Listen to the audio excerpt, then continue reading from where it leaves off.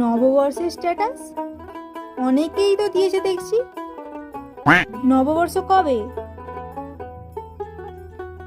দেখি তো? আর একদিন পর।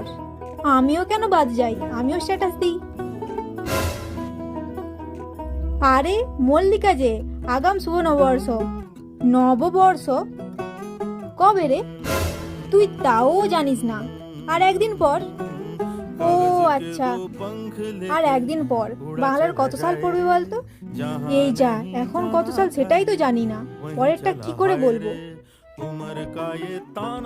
যা, আমি তো ভুলেই গেছি, আমার একটা ইম্পর্টেন্ট কল করার ছিল, এখন আসি রে। আরে সালটা তো বলে যা। পরে বলে দেবো। আজব তো, হাল বলতে আর কতক্ষণ সময় লাগে? খুব জোর বেঁচে গেছি।